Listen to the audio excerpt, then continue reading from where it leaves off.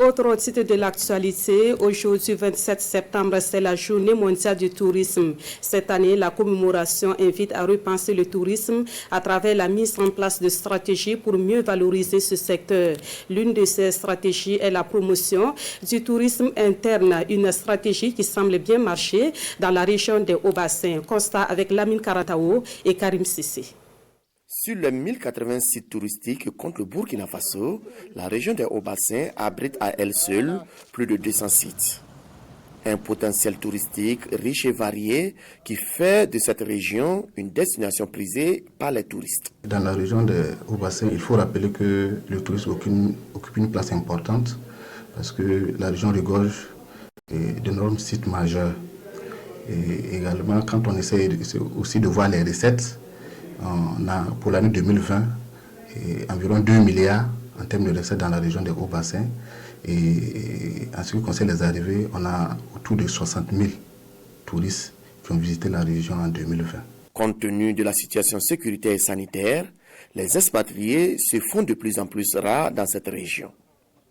Et pour ne pas se tourner les pouces, les acteurs du secteur ont donc mis en place des stratégies de charme, question de promouvoir davantage le tourisme interne. À force de persister, la moutarde a fini par prendre et les randonneurs sont fréquemment au rendez-vous. Bon, maintenant, à notre niveau, nous organisons des petits circuits avec nos frères, les amis qui viennent de Ouagadougou, Koudougou, Ouaïguya. Actuellement, ce sont eux, nos touristes, qui viennent maintenant pour visiter un peu la mosquée et puis les vieux quartiers. Les prix nationaux pour visiter la vieille ville, d'abord il faut prendre le ticket qui fait 500 francs. Ça c'est pour la communauté villageoise. Et les guides qui vont vous expliquer maintenant, qui vont vous guider dans les villages pour vous donner les explications. Là c'est à partir de 2500, 3000 et ça dépend du nombre de personnes. Et cette année, nous avons déjà enregistré pas moins de 8500 visiteurs ici. Et donc, nous espérons que cette journée va encore relancer cet engouement de visite au musée communal Sowosra-Sano et bien d'autres sites de la commune. À la faveur de la journée mondiale du tourisme commémorée le 27 septembre de chaque année, le musée Sowosra-Sano de Bobo-Dioulasso s'est fait un nouveau look. Une nouvelle exposition pour accueillir plus de visiteurs. Il y a des tableaux intitulés Le Paradis, il y a le tableau qui parle de l'histoire de la princesse Yenega, il y a des tableaux qui parlent de la cohésion sociale, la parentale plaisanterie.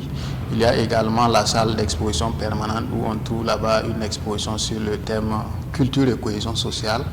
Et c'est une exposition qui nous enseigne vraiment des valeurs culturelles que nous pouvons également utiliser comme arme pour faire face à tout ce que nous endurons aujourd'hui comme difficulté. Cette année, la journée mondiale du tourisme est commémorée sous le thème « Repenser le tourisme ». Un thème qui, selon les acteurs du domaine, colle avec les réalités du moment. Nous devons mettre l'accent sur le tourisme interne, également et mettre l'accent sur le tourisme de proximité, compte tenu également de la situation sécuritaire.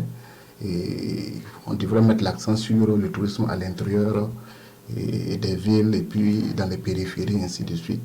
Il y a également la nécessité également de penser à la durabilité du tourisme et en prenant en compte la question de l'inclusion pour que l'ensemble des populations puissent davantage bénéficier des retombées du secteur touristique, comme l'a si bien dit les plus hautes autorités du ministère. Il y a également la question du tourisme solidaire. Vous savez que nous sommes dans un contexte un peu difficile, compte tenu de la situation que nous tous nous connaissons. Donc, ensemble, à travers le tourisme solidaire, nous devons voir qu'est-ce que nous pouvons faire pour davantage soulager également toutes ces populations qui sont dans des difficultés. Si toutes ces mesures sont mises en œuvre, la destination burkinabé sera encore dans les agendas des touristes nationaux comme expatriés. Et tous les sites touristiques pourront être visités sans crainte majeure, avec à la clé plus de retombées économiques pour les Faso.